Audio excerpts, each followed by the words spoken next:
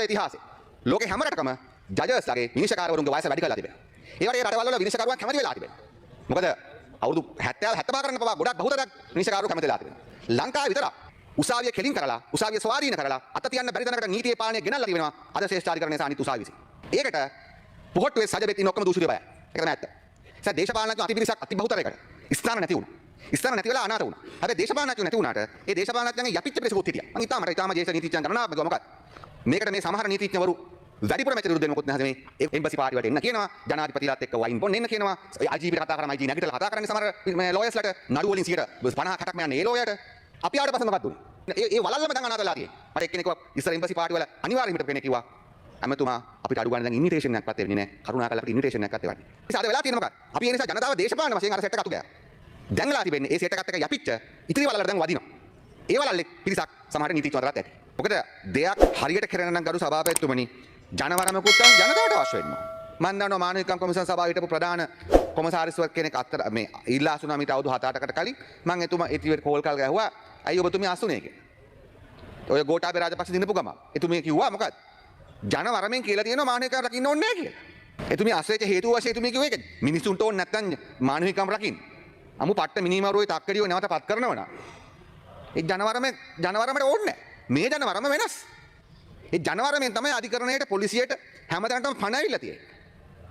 ඒක ජනවරමෙන් දෙක ආණ්ඩුවෙන් තුන පුද්ගලයෝ. පුද්ගලයාත් කාර්යභාරයක් කරනවා. දැන් මේ බිලියන් ගණන් හොරකම් කරපු තක්කඩියෝ අල්ලන්න මේ නීතිපය දෙපාර්තමේන්තුවේ නිලධාරීන් විනිශ්චයකාරවරු ඔය මිනිස්සු සාමාන්‍ය මිනිස්සු ඒගොල්ලෝ ආරක්ෂා කරන්න පක්ෂ නැහැ. 65න් හරි 67න් හරි පෙන්ෂන් ගියාම පවුලේ අය විතරයි. ඒක අගය කරන්න බෑනේ මේ පුදුම කට්ටියක්. ඒක කළා තියෙන අග්‍රවේශකාරතුමාලා ආවට පස්සේ තමයි. මේ කවුද මේ අග්‍රවේශකාරතුමා? අපිපත් කරපු නේ කොන්ස්ටිටියුෂන් කවුන්සිල් එකේ යුනැනිමස් පත් උනේ. එතුමා මට මතක විදිහට ඒ වෙලාවට හිටපු ජ්‍යෙෂ්ඨතම අග්‍රවේශකාරතුමා. ජ්‍යෙෂ්ඨතම ශ්‍රේෂ්ඨාධිකරණ විනිශ්චයකාරතුමා. එතුමා පත් කරන්න කියලා කොන්ස්ටිටියුෂන් කවුන්සිල් එකට ඊට කලින් හිටපු එතුමාට සම්බන්ධ වාර්තාව. එව්වෙත් ඊට කලින් හිටපු අග්‍රවේශකාරතුමිය. ඒ ඇසේ දැන් සජපට අහුවලා තියෙන අග්‍රවේශකාරතුමාගේ වැරදි මොකද්ද වැරදි මේ උපන්සාතිකය. දැන් මේ රටේ අග්‍රවේශකාරවරයාගේ නමට ගහන්නේ. ඇයි? මොනව කරාටද? රාජපක්ෂලා ජොන්සන්ලා මිනිමරුව සලේලා අතන කොට ගන්න බය නැතුව අධිකරණය මෙහෙවන නිසාද? මම එතුමා විතරක් නෙමෙයි. මම කියන්නේ ඒ නිසා ගරු සභාපතිතුමනි මම ඒක කියන්නේ මෙතන තියෙන්නේ ජනවර මෙතන දෙයක් හරියට වෙන නම් ජනවරෙන් ජනතාවට ඕන වෙන්න ඕන. දෙක ආණ්ඩුවට ඕන වෙන්න ඕන. පහුගිය කාලේ පොලිසිය පරීක්ෂණ ආයතන ඔක්කොම හරවලා තිබුණේ අපරාධ හොයන්නේ අපරාධ කාර්ය බේරන්න. ඒ නිසා තමයි අස්සර නෑ කියලා අස්කරගත්තු නඩු එකක්වත් නැවත දැම්මේ නැත්තේ අල්ලස් කොමිසම. ඔය අල්ලස් කොමිසමේ නිලධාරීන් 99ක් එදා හිටපු අය අපි දාපු අය නෑනේ. ඔය හිටපු කට්ටියම තමයි තාම ඉන්නේ. ඒගොල්ලෝ කැමති නිසා හෝ අකමැති නිසා හෝ කළේ නෑ. ඒකයි ඇත්ත. නිසා ඒක රියලයිස් වෙන්න නම් ඒක ඉෂ්ට වෙන්න නම් ඊට පස්සේ පුද්ගලයා වැදගත්. දැක GLP ඉරිස්. අර සිරාණි බණ්ඩාරනාක දඩු කඳේ ගහන කොටපු ඇමති. එයා පත්‍රික ලිපියක් ලියලා තිනවා capturing the court system කියලා. දැන් අපි අහන පළවෙනි ප්‍රශ්නේ මේකයි. එහෙම කැප්චර් වෙන්න පුළුවන් එක්කෙනෙක් දෙන්නෙක් නම් වැඩි කරන්න වයස වැඩි කරන්න. ගරු සභාපතිතුමනි සියලු දෙනාගේම වයස වැඩි කරාම කොහොමද අධිකරණය කැප්චර් වෙන්නේ? අධිකරණය කැප්චර් වෙන්නේ අධිකරණය කන්ටිනියු වෙනවා. වැදගත්ම දේ මොකක්ද? අපි මේ කරන දෙයින් දේශපාලන වශයෙන් ගත්තොත් අපිට මේ ආණ්ඩුව ගෙනියන්න මේ සංශෝධනය ඕනේ නැහැ. ඔය සංශෝධනය නැතුවත් අපි හොරු අල්ලලා තියෙනවා. රාජපක්ෂල ඔක්කොම දැන් උසාවිය යමින් තිබෙනවා. ඉතින් තව අල්ලන් තියෙන්නේ කවුද? මේගොල්ලෝ හොරකම් කරපුවා විතරයි දැන් හොයන් තියෙන්නේ. නිසා මේ සංශෝධනය නොකරයි කියලා මේ ආණ්ඩුවට කිසි ප්‍රශ්නයක් වෙන්නේ නැහැ. හැමදාම සංශෝධන කළේ මොකටද ගරු සභාපතිතුමනි? හැමදාම සංශෝධන කළේ එක්කෝ තමන්ගේ කාලය දික් කරගන්න තමන්ගේ කාලය දේශපාලන කාලය නැත්නම් තමන් මරකමින් ඡන්දයක් කරන්න යනවා නම් අන්න ඒක ජනාධිපතිවරුන් හරි මහමැතිවරුන් හරි ඡන්ද දූෂණ ඡන්දයක් නඩුවක් එනකොට ඒක බේර ගන්න. අපි කියන්නේ 67 ඉන්නේ. අපි අවුරුදු දෙක ඉවර වෙන්නේ කවදද? දැන් ඉන්න ශ්‍රේෂ්ඨාධිකරණේ 65ක් කළා තියෙන විනිශ්චයකාරවරු නම් ඒගොල්ලෝ ඔක්කොම 2028 වෙනකොට ඉවරයි. ඊළඟ ඡන්ද තියෙන 29. අපිට පුළුවන් 3ක් කියලා කියන්නේ. අපිට පුළුවන් අවුරුදු 3කින් වැඩි කරන්න. ඒ 3කින් වැඩි කරන්නේ නැත්තේ. ඊට පස්සේ කරු සභාවේ අපි ඇත්තටම මොකද කරන්න ඕන කම තිබුණේ? මේගොල්ලන්ගේ ජාතිය සෙල්ලමක් නා අපේ ඔළුවේ තියෙන්නේ. අපිට තියෙන්නේ මේගොල්ලන් ඉක්මනින් විශ්‍රාම යවන්න. හරි? ඉක්මනින් බැරි නම් මේ යන විදිහට යන්න දෙන්න. ඊට පස්සේ හිස්තැනක් එනවා අපිට පුරවන්න පුළුවන්. මේගොල්ලෝ හිතන්නේ එහෙම. අපි මොකද කරන්නේ? 30 අවුරුද්දක් කරු සභාපතිතුමනි. 94 ඉඳලා 2024 වෙනකන් මේ රටේ විනිශ්චයකාරවරු පත් කළේ ශ්‍රී ලංකා අදහස් පක්ෂයේ පුදු ජන පෙරමුණේ ජනාධිපතිතුරුන්ගේ එකඟතාවයෙන් අනුමැතියේ. ඒක තමයි සෙට් කරලා තියෙන පොලිම. ඒවයි තමයි තක්කඩි විනිශ්චයකාරෝ බිහි වුණා එක්කෙනෙක් දෙන්නේ. පිස්සු පූසා කොමිසම වගේ. අමුත් දුෂ්ට විනිශ්චයකාරෝ පවා හැදුවා ඒගොල්ලෝ. ඒගොල්ලෝ සෙට් කරා සීනියොරිටි ඔක්කොම. අපි ඒක දන්නවා. එහෙනම් අපි මොකද කාන්තිය? අපිට කාන්ති තිබුණේ මේ විනිශ්චයකාරෝ ගැන කිසිම ගරුත්වයක් නැතුව. නිසා ඔයගොල්ලෝ ඉක්මනට යන්න. දැන් අර මාධ්‍ය ප්‍රකාශක කිව්වනේ ශිරාණි බණ්ඩාරනායක මැතිණියගේ වයස අඩු කරලා යවන්න තිබුණා රාජපක්ෂයට. රාජපක්ෂ ඒක කළේ නෑ. නිසා රාජපක්ෂ මේකටත් වඩා හොඳයි කියලා. ශිරාණි බණ්ඩාරනායක මැතිණිය මෙතනින් කඩෙන් අල්ල ලිඩ දානකොට ඔය පොහොට්ටුවේ සෙට් එක එතුමිගේ වයස 54යි.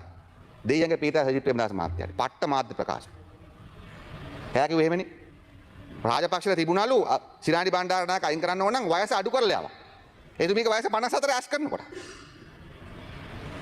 ඒ නිසා අපි මොකද්ද මේ කරන්නේ? අපිට දුෂ්ටුමනාවක් තිබෙනවා නම් අපිට අධිකරණය කැප්චර් කරන්න ඕන නම් මොකද්ද අපි කරන්න ඕන? GL ලගේ මහින්දලගේ රනිල්ලගේ ඉගෙන ගන්න එක. අපේ සෙට් එකක් ඔබන එක. ප්‍රයිවට් බාර් එකනොත් දාන්න පුළුවන්. එහෙම නෙමෙයි මොකද්ද මේ කරන්නේ?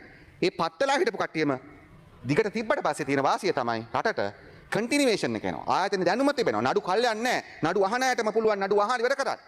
මේක කිසිම කැප්චර් එකක් නෑ. ඊට පස්සේ මේගොල්ලන් කියනවා ව්‍යවස්ථා සංශෝධනයකින් මේක කරා නම් කමන්නේ. අලුතෙන්ම ව්‍යවස්ථාවක් ගෙනල්ලා කරා නම් කමක් නෑ. ව්‍යවස්ථා සංශෝධනයකින් මේක කරන්නේ ඇයි කියලා. ගරු සභාපතිතුමනි අපිට ජනවරමක් තිබෙන ව්‍යවස්ථාව සංශෝධනය කරන්නත් ව්‍යවස්ථාව ගේන්න. ඔබතුමා දන්නවා ආණ්ඩුක්‍රම ව්‍යවස්ථාවක් ගේනවා කියන එක අවුරුදු ගාණක් යන වැඩක්. ඒක හදිසිය කරන්න බැරි දෙයක්. ඒකට විශාල දේශපාලන ශ්‍රමයක් අවශ්‍යයි. එතකොට අපි ආණ්ඩුවක් වශයෙන් කෙටියෙන් ඉක්මනින් සාධාරණව කළ යුතු දෙයක්. ඒක නොකර සිටීම වැරද්දක් නෙමෙයි ආණ්ඩුවක් විදියට. දැන් අපි ඔය ලිඳෙන් වතුර අරගෙන ගින්න නිවන්න පුළුවන්කම තියෙද්දි ගින්න නිවන හමුදාව වගේ ලොකු එකක් ගෙනනවද ගින්න නිවන්න? නෑ. ඒ නිසා ආණ්ඩුක්‍රම ව්‍යවස්ථා සංශෝධනයකින් කරන්න ඕන දේවල් එහෙම කරන අතරේ අලුත්ම ආණ්ඩුක්‍රම ව්‍යවස්ථාවක් ගේන එක ඒක අපි කරන්න ඕන දෙයක්. නමුත් දැන් ඒතර සමස්ත දේවල් අපි ආණ්ඩුක්‍රම ව්‍යවස්ථාවක් සඳහා කල් දානවා. ඒක මොන තර්කයක්ද? ඒ කියන්නේ අපිට කඩෙන් කිරි පැකට් එකක් ගන්න පුළුවන්කම තියෙද්දි ගරු සභාපතිතුමනි එළදෙන්නු පට්ටියක් ගන්න කෙනා කඩන්නේ නෙමෙයි. එළදෙන්නු පට්ටියක් අරගෙන උන් ඇති කරලා උන්ගෙන් කිදෝල බොන්න වගේ කන්නේ මේ කියන්නේ. එහෙම හදාගත්තට කමක් නැහැ වෙනම. නමුත් කඩේ කිරි පැකට් එකක් ගන්න පුළුවන් ලාගේ ගන්න ඕන. ඒසක කිසිම තර්කයක් නැහැ. ඊට පස්සේ මම දැක්කා මේ අන්තර්ජාතික ආයතන රවට්ටලද මම දන්නේ IAJ ආයතනයෙන් නිවේදන දාලා තිබෙනවා. දැන් මම දැනගන්න කැමතියි මේ IAJ ආයතනය ඊටාම දූෂිත 18 වෙනි සංශෝධනයට ලංකාවේ 20 වෙනි සංශෝධනයට විරුද්ධව කොච්චර නිවේදන නිකුත් කළාද කියලා දැනගන්න කැමතියි. ඒ නිසා අපි කියන්න කැමතියි අපි තව දවසක මේ ගැන පුළුල් වශයෙන් කතා කරන්න අපි බලාපොරොත්තු වෙනවා. ලෝකේ හැම රටකම මම ගා සම්පූර්ණ වාර්තා තියෙනවා. මෑත ඉතිහාසයේ ලෝකේ හැම රටකම ජජස්ලාගේ විනිශ්චයකාරවරුන්ගේ වයස වැඩි කරලා තිබෙනවා. ඒවට ඒ රටවල් වල විනිශ්චයකරුවන් කැමති වෙලා තිබෙනවා. මොකද අවුරුදු 70 75 කරන්න පවා ගොඩක් බහුතරයක් විනිශ්චයකාරවරු කැමති වෙලා තිබෙනවා. ලංකාවේ විතරක් විනිශ්චයකාරවරු කියලා ඉතාලම හිතන්නේ සුළු පිරිසක් තුනෙන් එකක් වගේ පිරිසක් තමයි කියන්නේ අපෝ වයස වැඩි කරන්න එපා. මෙතන මොකුත් නෙමේ. ඇත්තටම ගත්තම මෙතන මොකක්ද තියෙන්නේ? ව්‍යවස්ථා සංශෝධනයේ ගැඹුරු තර්ක එනවා. අපි 17 වෙනි සංශෝධනයට අපි ඇති වෙන තර්ක කළා. ඒ වේට් එකක් තිබුණ දෙපැත්තෙම. මේකේ මොකුත් නෑ. මේකේ තියෙන අර මන්ත්‍රීතුමිය කිව්වා වගේ උසාවිය කෙලින් කරලා උසාවිය ස්වාධීන කරලා අත තියන්න බැරි තැනකට නීතියේ පාලනය ගෙනල්ලා තිබෙනවා අද ශ්‍රේෂ්ඨාධිකරණය සහ අනිත් උසාවි විසින්. ඒකට පොහොට්ටුවේ සජබෙත් ඉන්න ඔක්කොම දූෂිතයෝ බයයි. ඒක තමයි ඇත්ත. අද මේ ප්‍රශ්නයට මහා විශාල ഘോഷාවක් හදලා තිබෙනවා. දැන් ඒක අපි අහන්නේ. අවුරුදු දෙකකින් වැඩි කරාම විනිශ්චයකරුවන්ගේ වයස සියලුම විනිශ්චයකරුවන්ගේ වයස දෙයනේ උසාවියේ ස්වාධීනත්වය වැඩි වෙන්නේ කොහොමද? කොහේද මේ ලොජික් එකක් තියෙන්නේ? මොකද ඔක්කොම වැඩි වෙනවා. බ්ලැන්කට්. මෙතන මොකක්ද මේ තියෙන ස්ටේටස් ඇන්සයිටි. ඒ කියන්නේ මේ රටේ පාලනය ජනතාව වෙනස් කළා. ඒසත් දේශපාලනඥයෝ අතිපිරිසක් අතිබහුතරයකට ස්ථාන නැති වුණා. ස්ථාන නැති වෙලා අනාථ වුණා. හැබැයි දේශපාලනඥයෝ නැති වුණාට ඒ දේශපාලනඥයන්ගේ යපිච්ච පිරිසකුත් හිටියා. මං ඊටාම ජ්‍යෙෂ්ඨ නීතිඥයන් ගණනාවක් කිව්වා මොකක්ද? මේකට මේ සමහර නීතිඥවරු වැඩිපුර මෙච්චර විරුද්ධ වෙන මොකොත් නැහැ මේ ඒගොල්ලන්ට හැදිච්ච ස්ටේටස් කෝ එකක් තියෙනවා. ඊටාම සීමිත විනිශ්චයකරු තමයි නීතිඥයන් සිළු පිරිසකට උසාවි වල හරි පොලිසි වල හරි හැදිච්ච ස්ටේටස් කෝ එකක් තියෙනවා. එම්බසි පාටි වලට එන්න කියනවා, ජනාධිපතිලාත් එක්ක වයින් බොන්න එන්න කියනවා. IGPට කතා කරාම IG නැගිටලා කතා කරන්නේ සමහර ලෝයර්ස්ලට නඩු වලින් 50 60ක්ම යන්නේ ඒ ලෝයර්ට. ඔන්නෝම හදාගත්ත සෙටප් එකක් තියෙනවා. දැන් පහුගිය කාලේ මොකද්ද උනේ? මට සමහරු කියලා තියෙනවා නීතිඥයෝ නෙමෙයි. අපි ආවට පස්සේ මොකද්ද උනේ? අපි ඇවිල්ලා ස්ටේටස් කෝ එක රාජපක්ෂලා වික්‍රමසිංහලාගේ ප්‍රේමදාසලාගේ සිත විතරක් නෙමෙයි. ඒකෙන් යැපිච්ච විවිධ වෘත්තීන් කරන විවිධ ව්‍යාපාර කරන විවිධ මාධ්‍යවල ඉන්න ඒ වලල්ලම දැන් අනාථ වෙලා තියෙන්නේ. මට එක්කෙනෙක් ඉස්සර එම්බසි පාටි වල අනිවාර්යයෙන් හිටපු කෙනෙක් කිව්වා ඇමතුමා අපිට අඩු ගන්න දැන් ඉන්විටේෂන් එකක්වත් එන්නේ නැහැ. කරුණාකරලා අපිට ඉන්විටේෂන් එකක්වත් එවන්නේ. ඕකට තමයි කියන්නේ ස්ටේටස් ඇන්සයිටි කියලා. ඒක තමයි. ඒ කියන්නේ ස්ටේටස් නැති වුණා.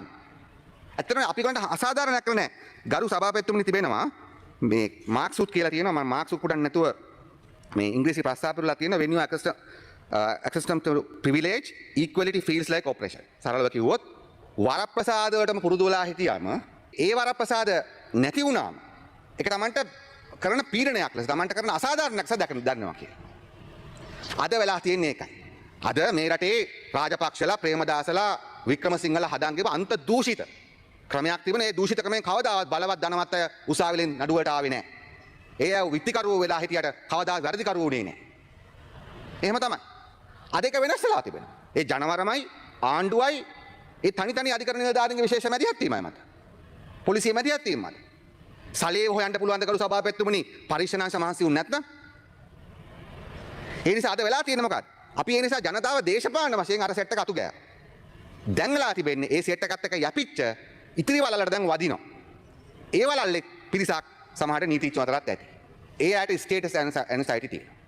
ඒ නිසා ඕක ඇමරිකන් සිවිල් ලෝකයේ තිබුණා. ඇමරිකන් සිවිල් ලෝකයේදී ලින්කන්ලා නෝර්ත් ඇන්ඩ් සවුත් එකතු කරලා ඩෙමොක්‍රසි ගෙනාවම අර බදු ගෙවන්න නැතුව හිටපු තක්කඩි ඉඩම් හිමියෝ ටික කිව්වා ඒගොල්ලන් අතම ලොස් කෝස් මිත් කියලා එකක් හැදුවා. මොකද ඒගොල්ලෝ කිව්වා අපිට මේ කවුරුත් බදු ගන්න කියලා හැදුවම ඒ ප්‍රාන්තවල තිබිච්ච ස්වෛරීත්වය නැති වුණා කියලා. ඇත්ත කතාව Tamanට බදු ගෙවන්න වෙච්ච එක. ඒකට ලොකු නමක් දැම්මා ලොස් කෝස් කියලා.